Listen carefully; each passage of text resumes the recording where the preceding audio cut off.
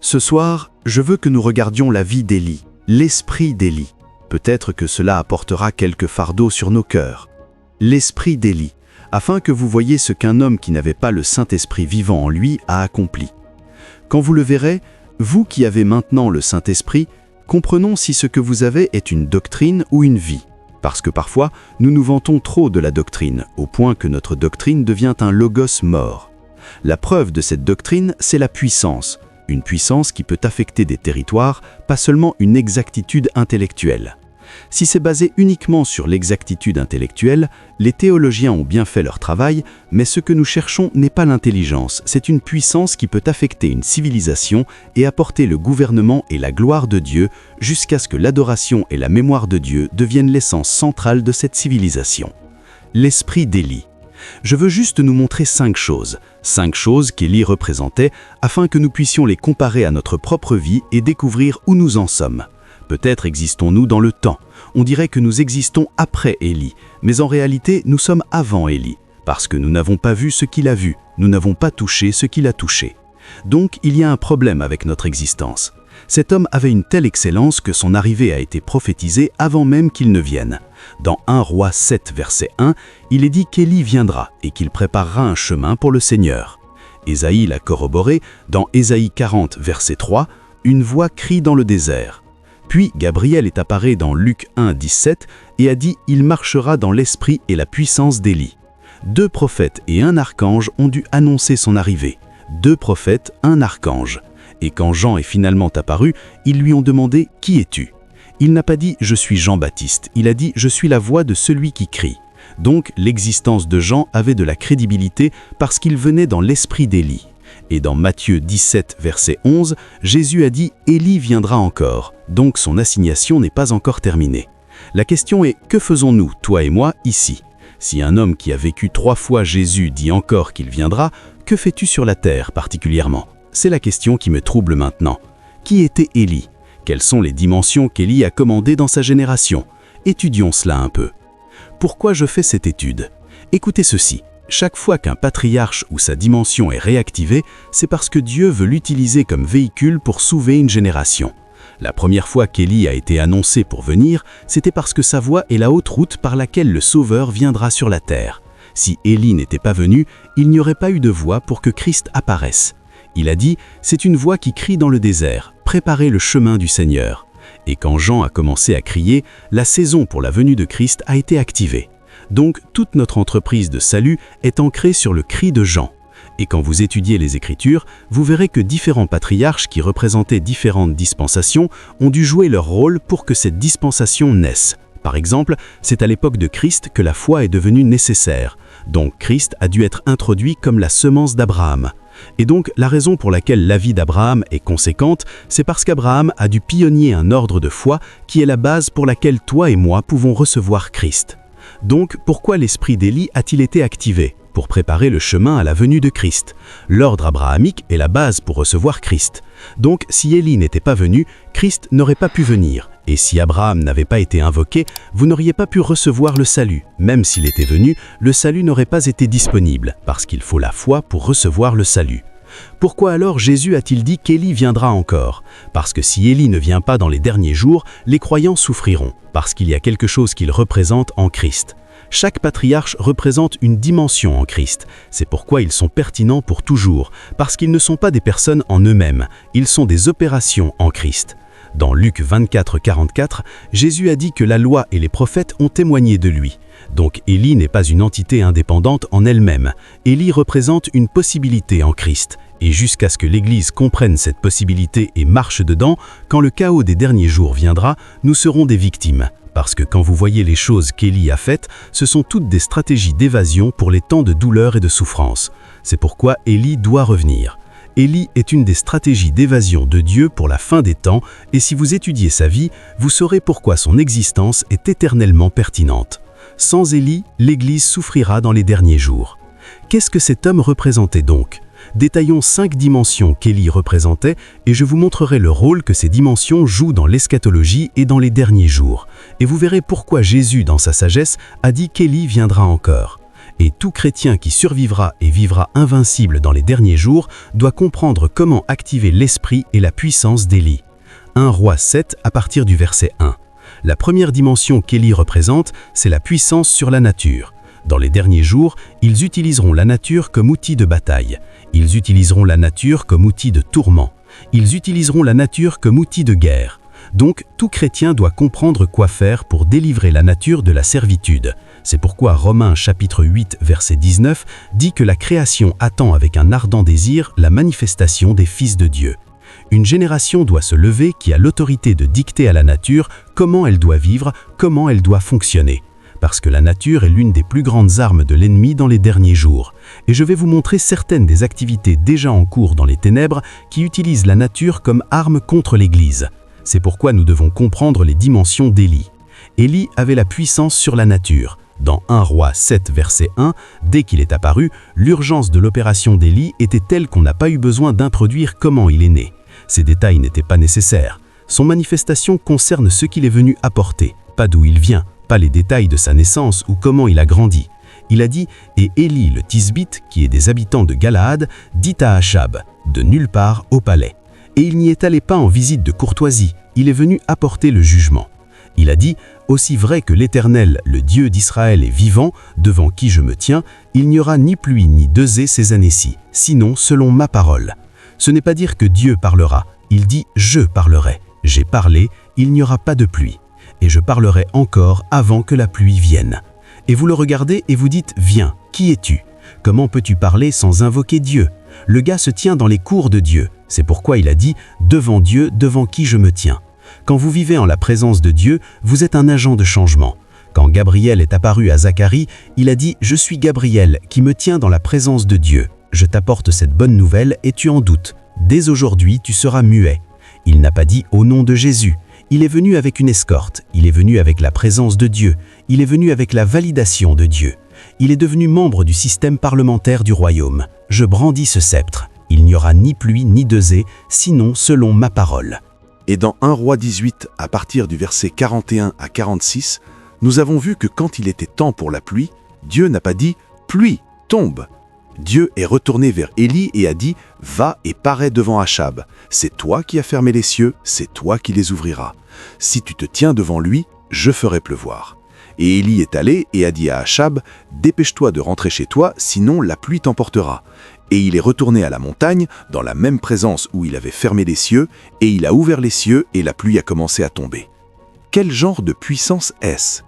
Vous pensez que c'était un spectacle? Non, c'est une stratégie d'évasion.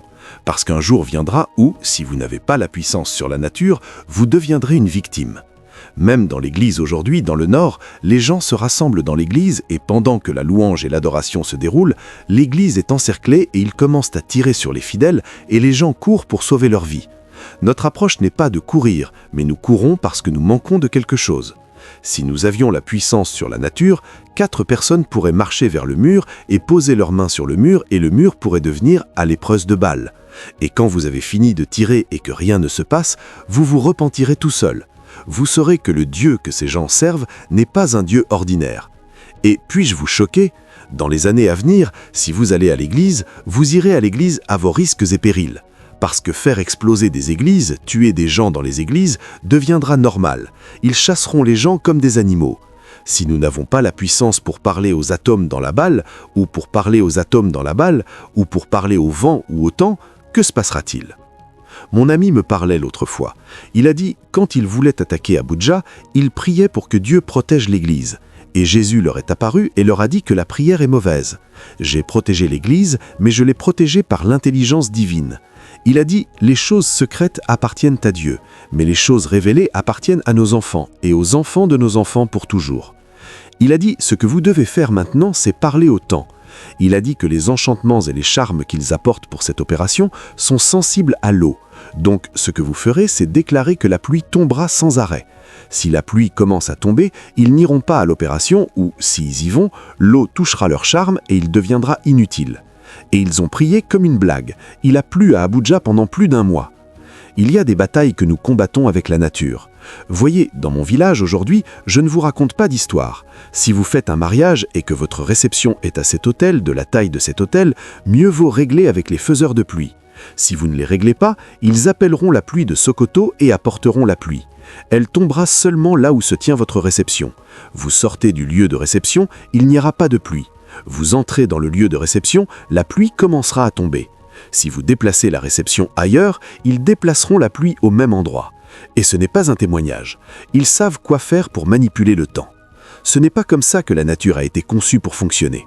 La nature a été conçue pour être notre servante, mais la nature est en servitude. Donc, ce que l'esprit d'Élie vient faire, c'est de transformer la nature en une arme que les chrétiens manient. S'ils disent qu'ils veulent venir ici nous attaquer, et qu'ils viennent, et que nous libérons les ténèbres, et qu'ils ne peuvent pas voir, comment trouveront-ils l'Église ? Ce sont les genres d'armes spéciales que Dieu veut rendre disponibles pour l'Église. Des valeurs peuvent se rassembler sur la route et dire « Quand vous passerez, nous vous curons ». Quand vous passez, les ténèbres iront au premier, et quand les ténèbres passent, ils sont aveuglés. Quand vous avez fini de passer, ils peuvent voir. Et vous découvrirez que la seule façon pour que l'Église devienne invincible, c'est lorsque l'Église commence à exercer des puissances que les gens du monde ou la ténèbre ne peuvent pas comprendre. L'une de ces puissances est l'autorité sur la nature, que les hommes peuvent utiliser comme une arme. Quand Moïse est venu en Égypte, ne saviez-vous pas que l'une des armes que Moïse a utilisées était la nature ? Il a commandé au Nil de se transformer en sang. Et quand le fleuve s'est transformé en sang, les gens ont pensé que c'était seulement le fleuve. Ils voulurent sauver de l'eau dans leur pot. Quand ils l'ont puisée, même l'eau dans le pot est devenue sang. Moïse pouvait commander le tonnerre et les éclairs. Il pouvait commander les ténèbres pour venir en Égypte. Un moment est venu où c'est devenu insupportable pour Pharaon. Nous continuerons à courir pour sauver notre vie jusqu'à ce que nous touchions une puissance que le monde connaisse seulement ceux qui appartiennent à Dieu, peuvent commander. L'une de ces puissances est la nature. Pourquoi pensez-vous que Jésus a dit « Si vous buvez quelque chose de mortel, cela ne vous fera pas de mal » ? C'est appelé la puissance sur la nature. C'est censé être l'une de nos armes. Les hommes peuvent commander la nature. Et Élie n'a pas seulement parlé à la pluie. Élie travaillait par le vent. Il savait quoi faire au vent pour que le vent devienne un moyen de transport. Vous prendrez cela pour acquis jusqu'à ce que vous tombiez entre les mains de kidnappeurs, et alors vous découvrirez que, à cause de la corruption, beaucoup de jeunes hommes qui devraient déployer leur esprit dans des entreprises productives cherchent maintenant des moyens d'obtenir de l'argent. Et le moyen le plus aisé qu'ils trouvent est le kidnapping. Si vous êtes arrêté et que personne ne peut produire la rançon, cela signifie-t-il que votre appel se termine ? Cela signifie-t-il que votre but se termine ? Cela signifie-t-il que votre destinée se termine ? Qu'est-ce que Élie savait ? Qu'est-ce que Élie savait qu'il a fait travailler par le vent ? Et c'était normal. Savez-vous pourquoi Élie travaillait par le vent ? Ce n'est pas parce que des chars n'étaient pas disponibles. Quand vous avez des voitures, vous pouvez travailler en voiture. Mais quand ils commencent à vous chasser, vous devez devenir invincible. Achab voulait que Élie meure, et pendant plus de 2 ans, ils ont cherché Élie dans chaque ville, mais ils ne l'ont pas trouvé. Parce que la façon dont Dieu a rendu Élie invincible, c'est que Élie a commencé à déployer une technologie qui n'était pas à la disposition d'Achab. Donc pendant qu'Achab passe sur des chars, Élie passe sur le vent. Élie le passe devant et part, il ne le sait pas. Donc Élie peut même passer par le palais, Achab ne le sait pas. Aujourd'hui, dites la vérité et voyez ce qui vous arrivera. Le gouvernement de différentes nations vous cherchera, le DSS vous cherchera, parce que vous avez dit la vérité. Comment pouvons-nous alors dire la vérité devant les ténèbres, sinon s'il y a un système d'assurance qu'ils ne peuvent pas comprendre ? N'avez-vous pas lu à propos de Pierre et Jean, quand ils ont confronté les puissances en place ? Ils ont été arrêtés et enfermés. Ils n'ont pas touché le cadenas. Son affaire n'est pas avec le cadenas. La Bible dit que la porte était fermée, mais le lendemain, ils étaient dans le temple en train de prêcher. Comment sont-ils sortis ? Ils sont devenus partis du vent. Ils ont voyagé avec le vent. Si vous ne pouvez pas attraper le vent, vous ne pouvez pas les attraper. C'est pourquoi Jésus parlait et il disait « Comme le vent blousse, et tu ne sais pas d'où il vient ni où il va, ainsi en est-il de ceux qui sont nés de l'Esprit de Dieu. » La question est « Combien d'entre nous ont été capables de chevaucher le vent ne serait-ce qu'une fois ?» Savez-vous que cette stratégie d'évangélisation que nous faisons ici, les nations ont vraiment besoin d'évangélisation, personne n'est entré dans ces nations. Personne n'est entré. Allez en Corée du Sud et dites que vous venez prêcher. Ils vous mettront dans une prison où la moitié de votre corps sera dans l'eau et vous ne verrez plus jamais la lumière du soleil. Si quelqu'un doit entrer en Corée du Sud, alors il a besoin d'une technologie qui dépasse l'avion. Vous devez avoir la puissance sur la nature. Voyez, nous nous trompons nous-mêmes avec des choses insignifiantes. Jésus a dit que la guérison est le pain des enfants. Il s'attend à ce que la guérison soit normale, que la guérison soit courante, comme la sagesse le fait dans la matrice. Les enfants devraient imposer les mains sur les aveugles, ils ouvrent. Les oreilles sourdes devraient s'ouvrir. Cela devrait être normal. Ce pourquoi nous devrions lutter devrait être des choses supérieures. Quand nous nous rassemblons dans nos réunions, nous devrions poser des questions. Comment pouvons-nous pénétrer en Corée du Sud? Comment pouvons-nous pénétrer en Chine? Comment pouvons-nous pénétrer en Inde? Mais même nous savons que nous n'avons pas la stature aujourd'hui, parce que quand vous rencontrez le président de la Corée du Sud, s'il vous regarde dans les yeux seulement, vous saurez que celui-ci est une grande bête. Il y a quelque chose sur lui qui n'est pas normal.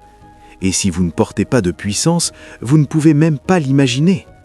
C'est pourquoi aujourd'hui, toute notre stratégie d'évangélisation est vers des nations qui ont une très bonne réception aux missionnaires. Il n'y a rien de mal à cela. Vous pouvez aller aux États-Unis, ils ont besoin d'être délivrés de l'immoralité. Vous pouvez aller en Europe, ils sont trop froids, vous devez les enflammer. Mais la question est, qui va en Afghanistan? La question est, qui va à Taïwan? Qui va en Chine? Qui va en Inde? Pourquoi cela n'est-il pas partie de notre stratégie missionnaire? Parce que nous savons que vous n'avez pas besoin d'un avion pour y aller. Vous avez besoin d'une autre technologie pour entrer là-bas. Et il n'y a pas de gens qui ont incarné l'esprit d'Élie assez pour y aller. Cela signifie-t-il que ces gens n'ont pas besoin de Christ? Cela signifie-t-il que ces gens... Savez-vous que ces nations sont si mauvaises que même les installations que vous avez sur Internet, elles n'y ont pas accès? Elles ne peuvent pas voir Facebook? Avant que vous ne disiez que votre message y entre, on vous attrape avec une Bible, vous êtes parti. Mais que se passera-t-il si 10 Élis se réveillent soudain au milieu de nous et qu'ils disent « La semaine prochaine, nous allons en Corée du Sud » et quand ils se réunissent dans l'église en priant, ils partent de l'église et entrent dans une nation, évangélisent cette nation et reviennent. Pour eux, cela ressemblera à 5 minutes, mais ils ont été là pendant 5 jours. Parce que quand vous voyagez par le vent, votre technologie est différente. Et quand ils reviennent, ils témoignent et vous disent « La semaine dernière, nous étions en Corée du Sud ». Et vous demandez « Qui vous a donné le visa ?» Ils vous disent « Il y a un moyen de transport supérieur, il y a une technologie supérieure. Nous ne sommes pas limités. Nous sommes devenus comme le vent parce que nous avons attrapé un manteau. » C'est ce que Dieu cherche dans les derniers jours. Mais nous sommes occupés ici à remplir les auditoriums, excités que les gens donnent des offrandes, alors qu'à Sion, ils cherchent des hommes. C'est pourquoi Élie doit revenir. Parce que si Élie ne revient pas, beaucoup de nations périront sans connaître Jésus. Si Élie ne revient pas, beaucoup d'églises deviendront des victimes. Et un moment viendra où la terreur sera telle que les gens ne viendront plus à l'église. Savez-vous qu'environ 80% des croyants sont des bébés? Ils viennent à l'église à cause des promesses et des choses qu'ils peuvent gagner. Si venir à l'église devient risqué, personne ne viendra plus. Donc, une nouvelle génération doit se lever qui a une femme pour quelque chose d'inhabituel, pour quelque chose qui n'est plus raconté aujourd'hui. Si vous prêchez des choses comme cela, les gens vous regardent. Pouvez-vous prêcher une chrétienté pratique? Ces choses dont vous parlez, nous ne savons pas de quoi vous parlez. Dites-nous des principes pour gagner de l'argent. Dites-nous des principes pour vivre en bonne santé. Mais c'est un niveau inférieur de vie. Dieu est en train d'élever des guerriers dans les derniers jours, et les guerriers doivent utiliser des armes qui viennent du ciel. Si vous ne connaissez pas ces choses, vous prendrez votre prière pour acquis. C'est pourquoi je dis aux gens, vous pensez que la prière c'est juste prier 3 heures, prier 4 heures? Est-ce que c'est ça la prière? Vous êtes au milieu de la bataille, vous parlez du nombre d'heures que vous avez prié. Nous cherchons des inventeurs de possibilités dans l'esprit, et ces possibilités ne sont pas nouvelles. Les patriarches d'autrefois les ont maniées. Comment Élie seul a-t-il conquis un roi jusqu'à ce que le roi vienne à ses nouvelles? Akab est le pire roi qui ait existé dans l'histoire d'Israël. Élie a pu le confronter, et Akab n'était pas le problème. Jézabel était la sorcière derrière Akab. Et Élie seul s'est levé contre eux, au point que Élie a pu enterrer 850 prophètes de Baal et prophètes des brosques. Un seul homme peut ramener toute une nation à la justice. Quel genre de puissance est cela? Il sait quelque chose que notre génération n'imagine plus. Si je vous dis aujourd'hui que la nature devrait devenir notre arme, vous commencerez à demander comment commencer. Parce que même quand nous lisons la Bible, nous considérons ces choses comme des contes de fer. Nous ne les considérons même pas nécessaires. Mais si ces choses ne reviennent pas, nous serons en difficulté. Nous avons besoin d'hommes qui connaissent des technologies supérieures à ce qu'ils inventent aux États-Unis et en Chine. Ces choses sont bonnes, elles sont nécessaires, mais il y a un rayon supérieur. Et ces rayons sont des rêves pour lesquels nous devons lutter. Ce sont des rayons que nous devons contester. Quand une église est assiégée, pourquoi quelqu'un se lèverait-il et dirait « N'ayez pas peur, nous ne sommes pas en danger ». Tout le monde, tenez les mains, et nous tenons nos mains dans l'église et nous nous déplaçons de cette église, et les terroristes entrent et ne trouvent personne. Comment ne pourrait-il pas arriver de nos jours? Parce que nous ne pensons pas et ne grandissons pas dans la lumière. Nous sommes devenus trop distraits. C'est la technologie et la civilisation humaine qui nous disent la direction dans laquelle nous devrions grandir. La Bible dit dans Romains 15, verset 4, que les choses qui ont été écrites pour notre instruction, afin que par la patience et le réconfort des Écritures, nous ayons de l'espoir. Si un homme se lève au milieu de nous qui peut parler et commander la nature, il y aura un shift dans le corps de Christ, un shift qui fera même peur au gouvernement. Et Jésus marchait dans ces dimensions si sans effort que c'est pourquoi son ministère ne pouvait pas être arrêté. Il y avait un moment où ils ont arrêté Jésus et l'ont emmené au bord de la clippe. Ils voulaient le jeter en bas. Jésus les regardait, donc vous pensez que vous allez me tuer? Quand ils l'ont amené au bord et qu'ils voulaient le jeter, la Bible dit qu'il est passé au milieu d'eux et est parti. Voyez, la plupart des choses pour lesquelles nous prions sont censées être les témoignages qui tourneront le monde vers Jésus. Mais nous n'avons pas commencé à contester les dimensions. Il a dit « Jésus est monté prier à la 3e veille. 9 heures plus tard, il est venu en marchant sur l'eau et il a dépassé le bateau qui était parti 9 heures avant lui. » Et vous lisez cette écriture et vous la jetez de côté parce que vous ne pensez même pas que cela vous ouvre les yeux sur quelque chose. Que se passera-t-il s'il lance une grenade ici? C'est une question. S'il lance une grenade ici, que se passera-t-il? Y a-t-il quelqu'un de parmi nous qui peut prendre cette grenade et qu'elle ne détonne pas? Parce qu'il a la puissance sur les atomes. Et il tient cette grenade et la grenade refuse de détonner. Que se passera-t-il? Savez-vous ce qui se passe aujourd'hui? La plupart des soldats chrétiens qui sont à Maïdougouri nous font confiance pour prier pour eux. Quel genre de prière prierez-vous pour eux si vous ne croyez pas que vous pouvez parler aux métaux et qu'ils obéiront? Comment pouvez-vous prier pour eux quand ils marchent dans certains territoires et que leur esprit, vous marchez sur quelque chose, vous marchez sur un explosif? J'ai entendu l'histoire de Kamou. Ils sont allés quelque part à Maïdougouri et pendant qu'ils se déplaçaient, un des officiers soldats avec lui a marché sur une mine. Vous êtes fini. La seule chose à faire en tant que camarade est de dire aux autres de partir afin que vous sautiez, mais au moins une jambe sera sacrifiée. Il n'y a rien que vous puissiez faire. L'homme a creusé sa main sous les pieds du gars, a enlevé la mine et l'a tenue comme ça. La bombe a refusé de détonner. Tu n'exploses pas quand je te porte. J'ai la puissance sur les atomes. J'ai la puissance sur la nature. Ce n'est pas un témoignage de quelques prédicateurs, c'est ce dans quoi nous devrions marcher naturellement. Si nous opérons comme cela, 5 d'entre nous peuvent aller au camp de Boko Haram et dire « Où sont-ils » Ils courent. Vous venez avec des caméras pour les filmer et ils tirent, rien ne se passe. Leurs armes ne fonctionnent pas. Il y a de la puissance. Si l'Église ne devient pas comme cela, qui vous a dit que le monde nous écoutera ? Nous portons des messages intelligents dont seuls les chrétiens sont fascinés, alors que Dieu est en train d'élever une génération de puissance. La nouvelle génération que Dieu élève, nous pensons des choses inimaginables et nous osons des choses impossibles. C'est comme cela que nous serons lancés dans des dimensions ineffables. Et l'une des dimensions que Dieu veut nous amener est la puissance sur la nature. Vous voulez aller dans un village et faire de l'évangélisation, et vous entrez là-bas, ils disent « Depuis 8 mois, il n'y a pas eu de pluie, nous mourrons de faim ». Ce n'est pas un problème, nous savons quoi faire. Cette nuit, la pluie tombera, vos cultures pousseront. Si la pluie tombe, toute la ville viendra et dira « Qui est votre Dieu? Nous voulons le suivre ». C'est ce que Dieu cherche. L'Église des derniers jours fera face à une hostilité indisible, donc nous apporterons des messages que le monde ne peut pas imaginer.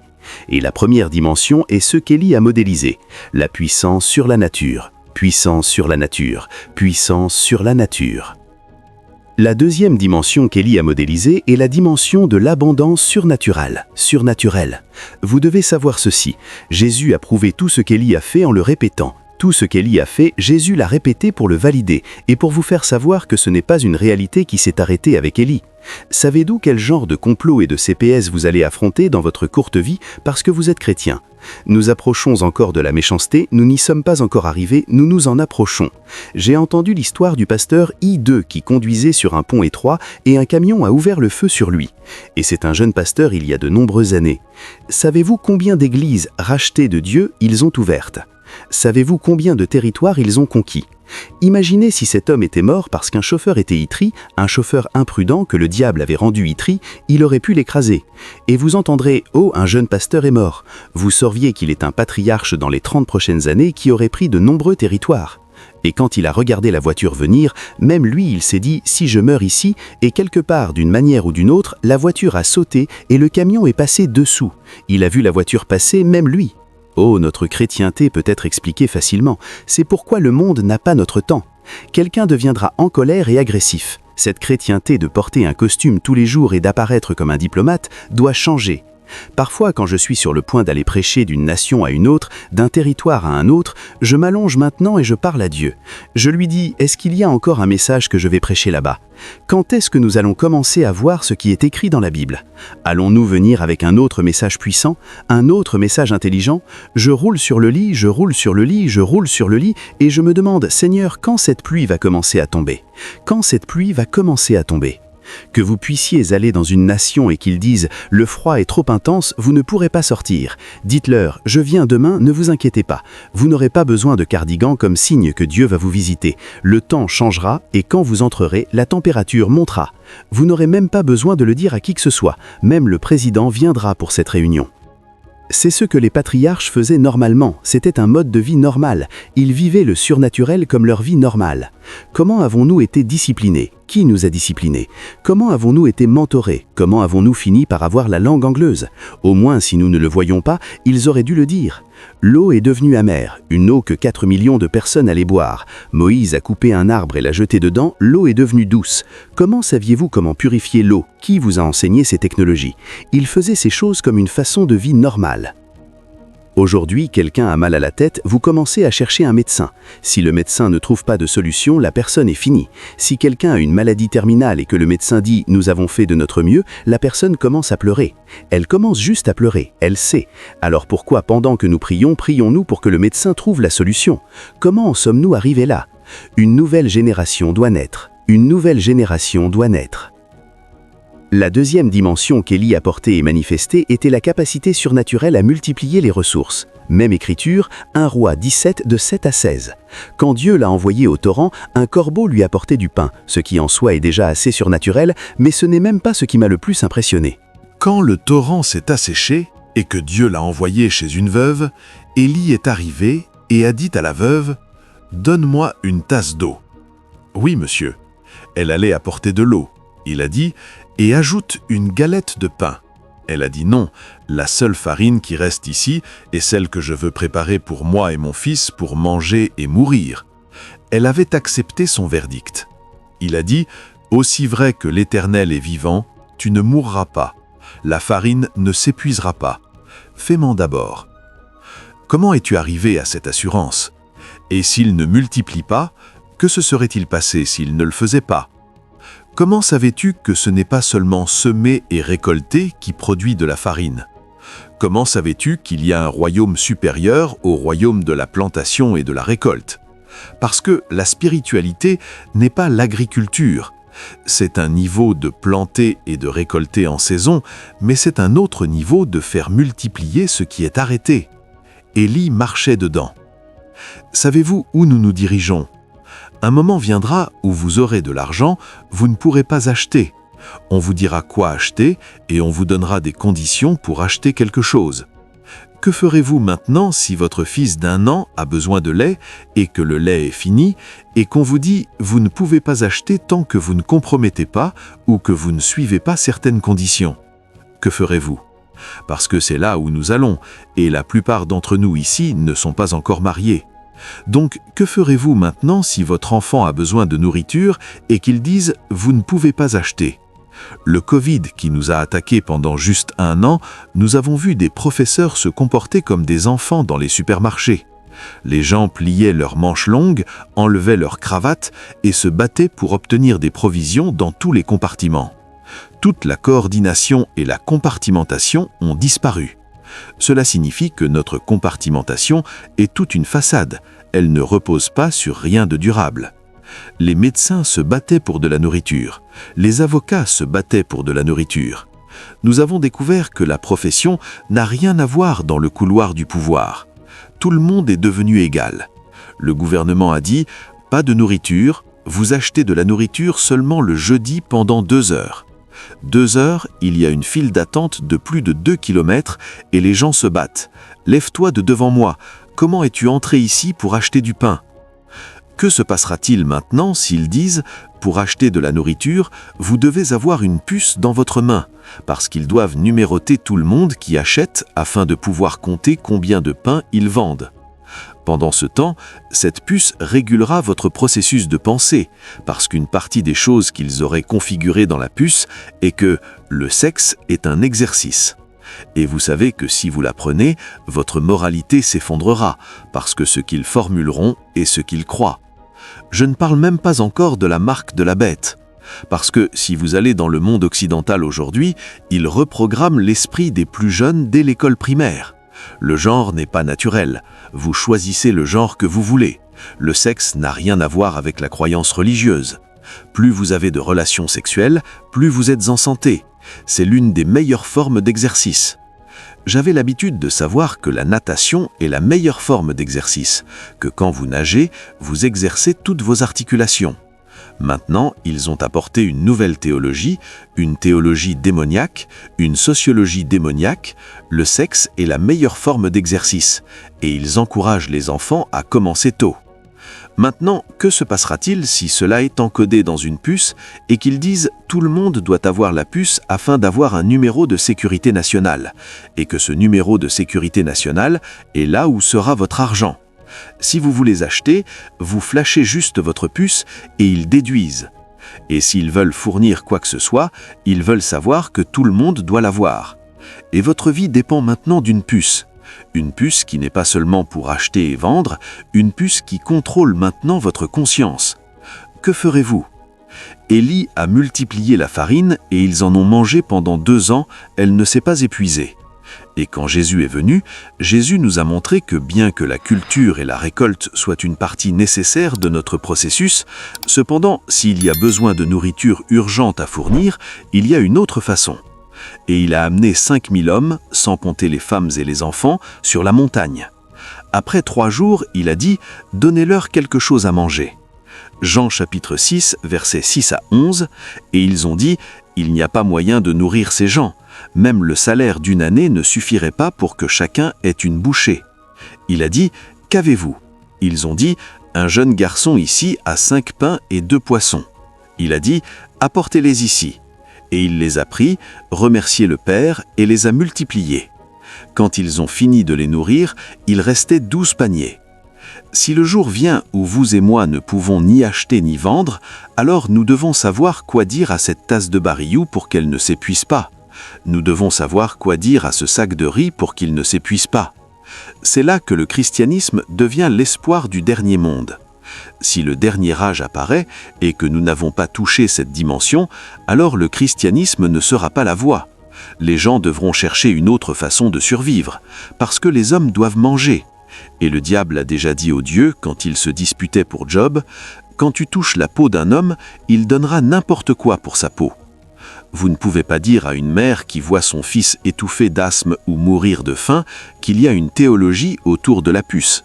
Elle vous dira « Oublie ta théologie, mon fils ne peut pas mourir. » Beaucoup iront en enfer parce que l'Église n'est pas entrée dans le royaume de la puissance.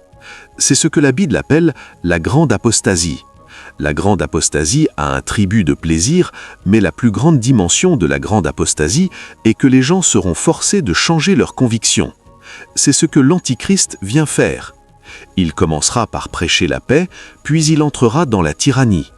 Et quand ce jour viendra, Que Dieu aide l'Église à avoir compris cette dimension, même s'il n'y a pas de nourriture dans le marché, nous avons plus qu'assez à manger.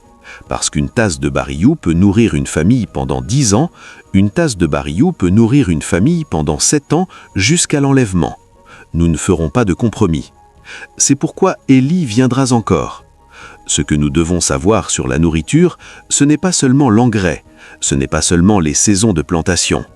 Les croyants ordinaires doivent savoir comment remercier Dieu et multiplier ce qu'ils ont. Parce que si ces choses ne se produisent pas, nous sommes en difficulté. Le christianisme n'est pas « j'appartiens à cette église, j'appartiens à cette congrégation », cette ère est passée. Quand vous dites que vous êtes chrétien, qu'apportez-vous à la table? Quelle dimension représentez-vous? Si nous avons besoin de nourriture, qui sont les gens que nous rencontrons? Si nous avons besoin de miracles, qui appelons-nous? Que des gens se lèvent dans nos milieux qui seront si forts que quand il y aura une crise dans le territoire de l'Église, nous enverrons des numéros de téléphone. Notre 911 seront des hommes qui portent des dimensions et ils vous diront « Si un terroriste vient chez vous, appelez Brère Jude ». Et il l'appellera vers 1h du matin « Monsieur, ma maison est encerclée ». Il dira « Attends, j'arrive ».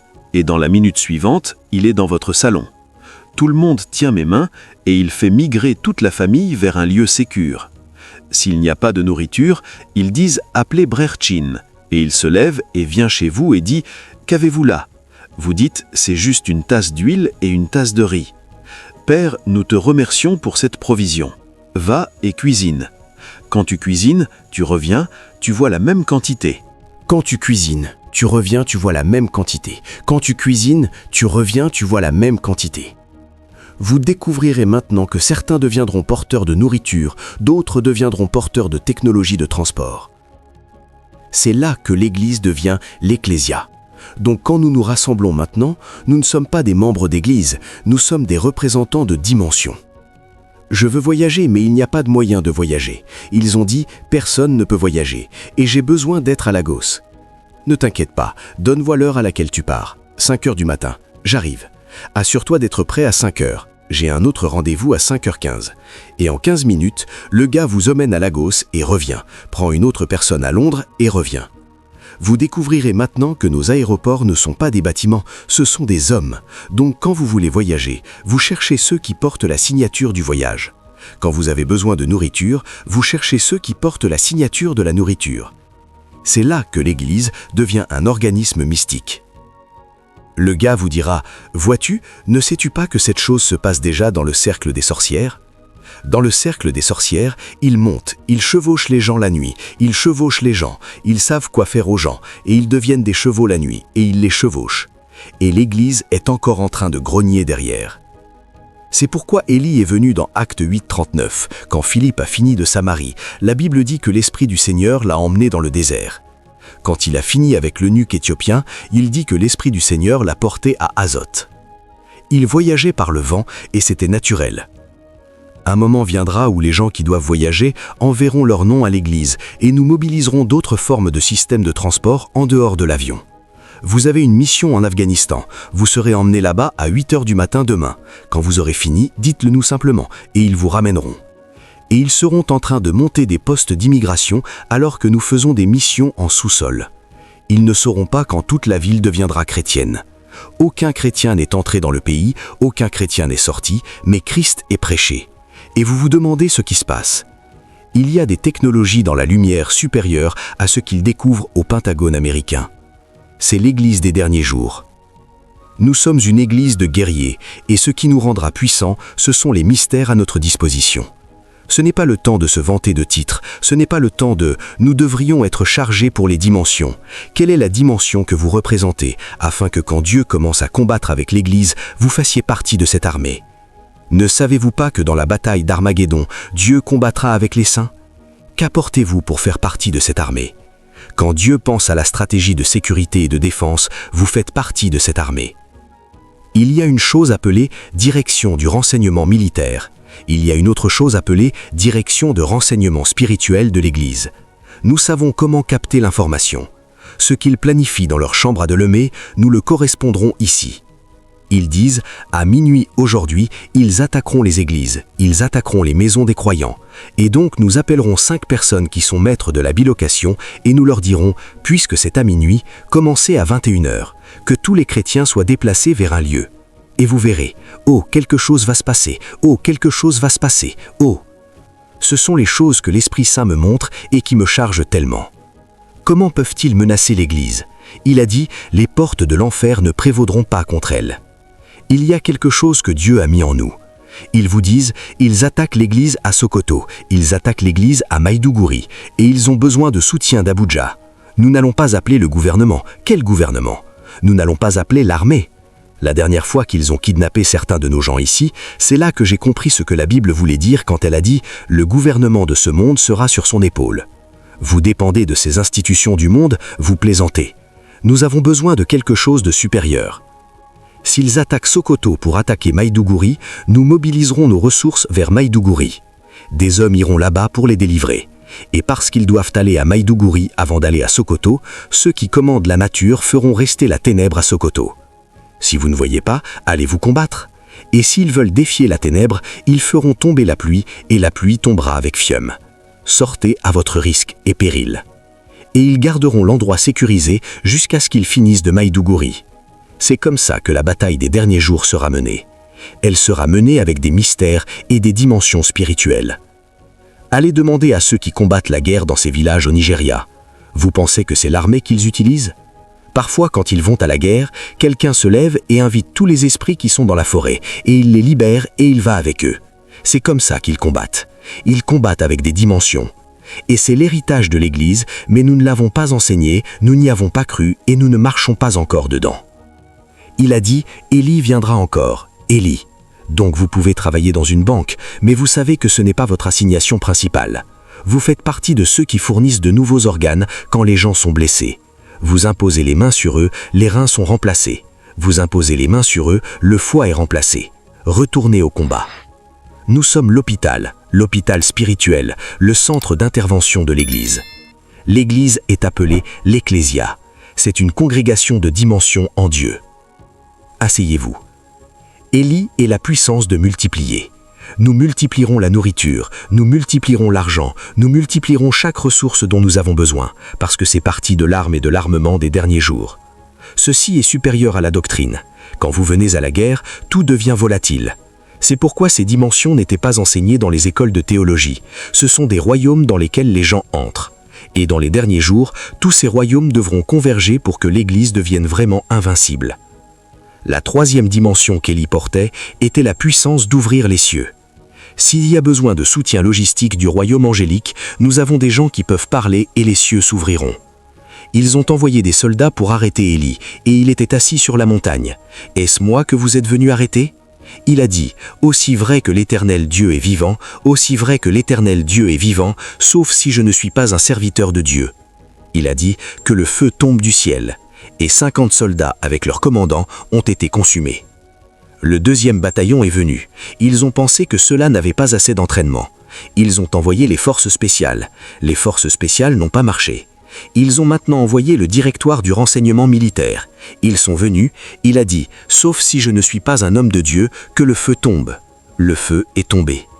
Quand le troisième contingent est venu, le commandant a dit « Sœur, Monseigneur, s'il s'aviait à vous, s'il vous plaît, ne soyez pas offensés, nous sommes vos serviteurs. Si vous n'avez pas de puissance, personne ne vous craindra, monsieur. S'il vous plaît, Monseigneur, venez et parlez au roi. Mais au cas où vous ne voulez pas, c'est bien. Mais s'il vous plaît, nous sommes vos humbles serviteurs. Vous ne saurez pas que l'Église des derniers jours est apparue. » Cette Église particulière est une Église religieuse. L'Église des derniers jours est une Église de guerriers.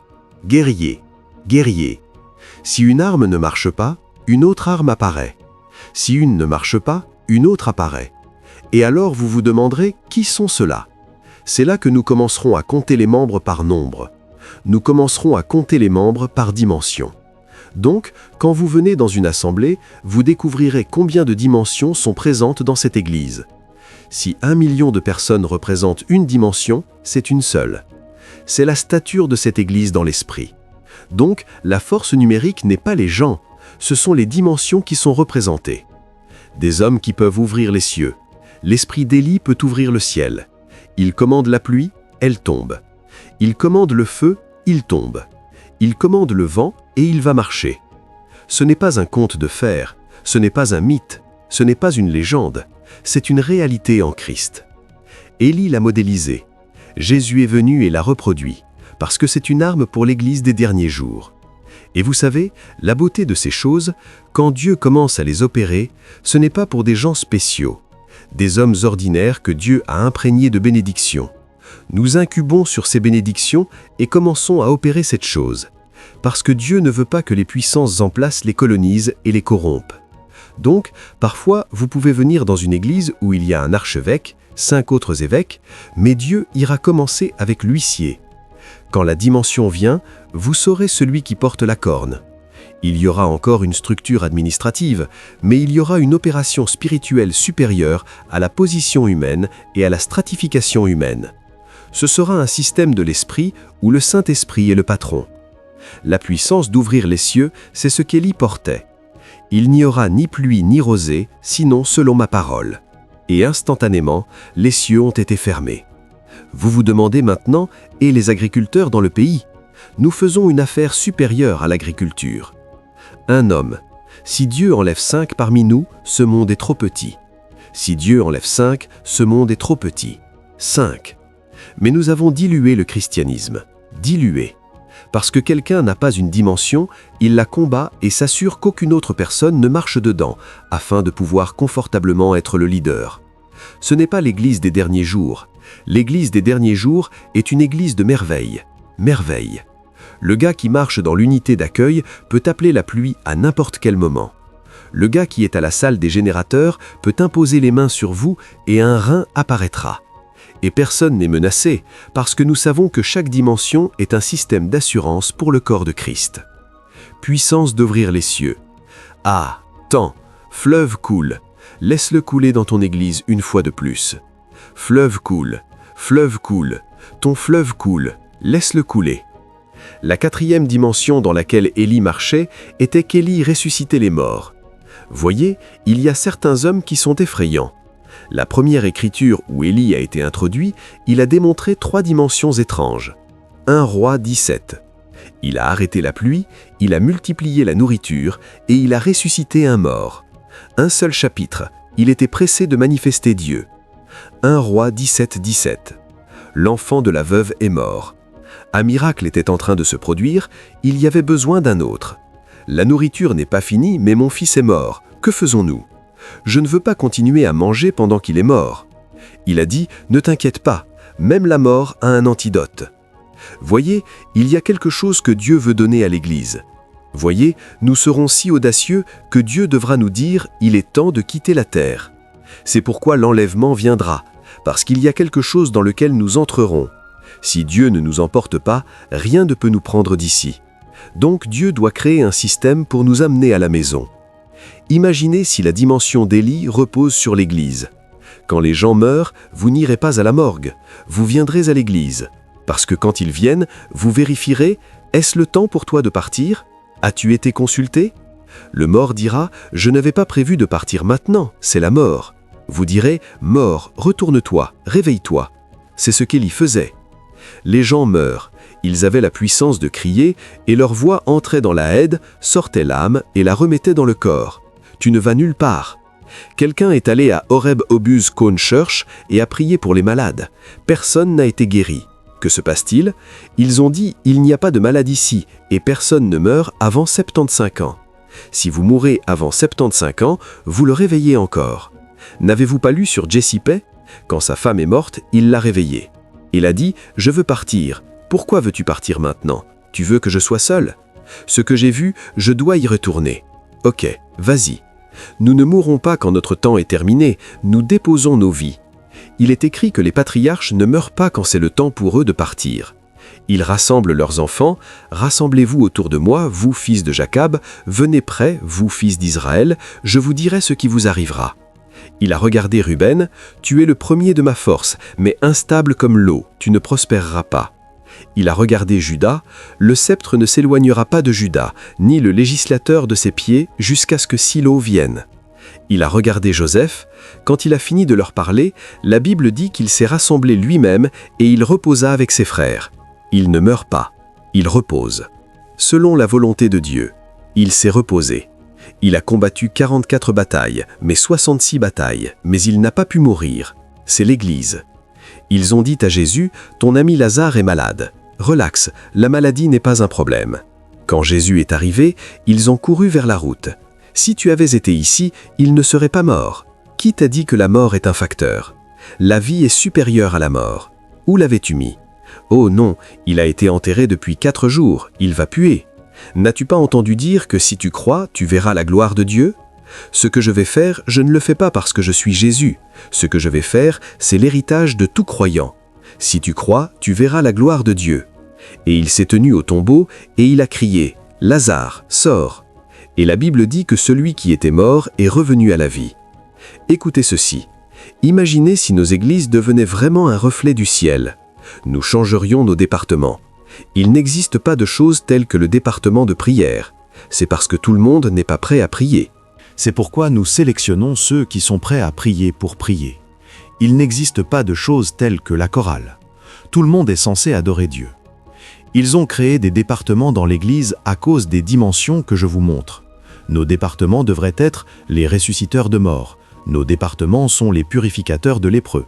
Nos départements sont les redresseurs de paralytiques. Nos départements devraient être ceux-là dans l'Église.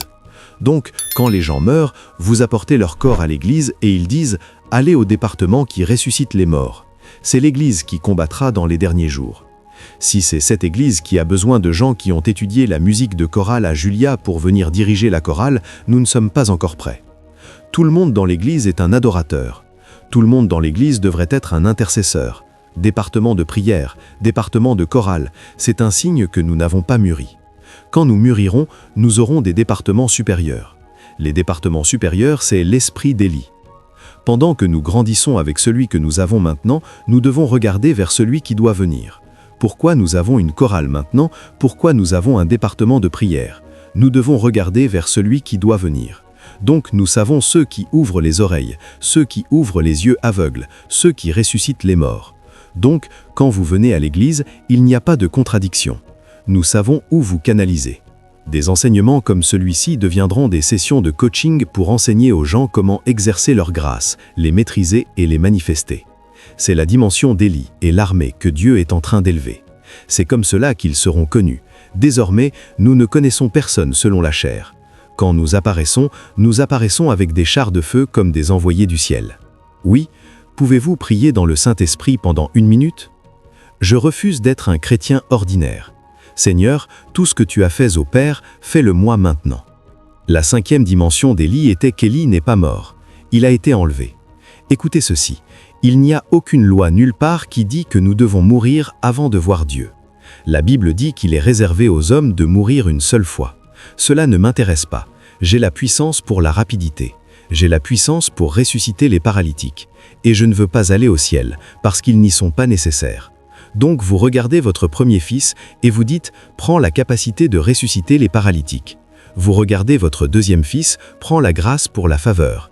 Quand vous avez fini de distribuer ce qui est dans votre carquois, alors vous êtes envoyés. Vous êtes envoyés. C'est ce qu'Élie nous a enseigné, qu'il est possible de quitter ce monde de façon surnaturelle. Paul a dit « Nous ne mourrons pas tous ». Il dit « Certains d'entre nous seront changés ». Vous savez ce que le Seigneur m'a dit quand je venais pour ce service? La plupart d'entre eux viennent en me faisant confiance pour la guérison. Il a dit « Mais j'ai quelque chose au-delà de la guérison ». Il a dit « Il y a des dimensions que j'ai rendues disponibles pour eux comme héritage. Dis-leur que la guérison est le pain des enfants. Tout le monde peut recevoir la guérison. » Il a dit « Mais ce dont ils ont besoin, ce sont des dimensions en Dieu. Et donc ce soir, vous ne serez pas seulement guéris, mais quelque chose viendra sur vous. Une grâce, une dimension, un royaume viendra sur vous. Certains d'entre vous monteront dans l'esprit et vous vous réveillerez à ces réalités. Je manque de temps. Je veux que nous finissions exactement à 8 heures. Donc, il y a 2 choses que nous faisons maintenant. Si j'augmente l'intensité, nous prendrons trop de temps. Écoutez ceci. Quand une dimension commence à venir sur vous, la première chose que vous remarquerez est que des consécrations seront éveillées. Parce que chaque dimension a une consécration. Quand vous étudiez la vie d'Élie, il y a une consécration de prière. Il savait que c'était la prière qui déverrouillait les dimensions des cieux. C'est pourquoi dans 1 Roi 18 à partir du verset 41, quand il a dit « la pluie arrive », il est allé sur la montagne, prié 7 fois et la pluie est venue. Donc la puissance d'ouvrir le ciel repose sur la consécration de prière. Il y a des consécrations pour chaque dimension. Quand vous voyez Élie, avant qu'Élie n'ouvre le feu du ciel, il a fait une déclaration « Je suis très jaloux pour l'Éternel, le Dieu des armées. Ils ont tué leurs prophètes et ils ont profané ton autel. » Donc Élie avait de la haine pour l'iniquité. C'est une consécration. Il avait la pureté. C'est une consécration. Vous ne pouvez pas héberger la dimension si vous ne pouvez pas garder la consécration. Et donc, quand Dieu veut libérer la dimension d'un homme, il commence à éveiller ses consécrations. Il y a certaines consécrations qui sont orientées faste, il y a certaines consécrations qui sont orientées prière, il y a certaines consécrations qui sont orientées adoration, il y a certaines consécrations qui sont orientées don et libéralité. Je ne sais pas la dimension que Dieu veut vous donner, mais il m'a dit pendant que tu enseignes ceci, je les amènerai dedans. Levez vos mains vers le ciel. Priez dans le Saint-Esprit pendant 1 minute. Priez agressivement, sur place, en ligne. Quelque chose est au point de vous frapper. Levez vos mains vers le ciel et restez simplement silencieux. Maintenant, restez silencieux. Jouez juste le clavier pour moi. Je veux finir ceci en 5 minutes, et donc je ne peux pas prendre le chemin agressif, mais Dieu m'a envoyé vers vous ce soir. Il a dit qu'il veut éveiller des hommes à des dimensions célestes afin qu'ils puissent devenir des gardiens des portes pour les jours à venir. Il y a 24 d'entre vous ici sur qui le feu de Dieu va tomber juste comme un vent violent parce que Dieu veut éveiller à une dimension. Prenez ces gens pour moi le plus vite possible. Je veux libérer quelque chose sur eux en faisant contact direct. Où que vous soyez maintenant, sur place, en ligne, prenez ce feu.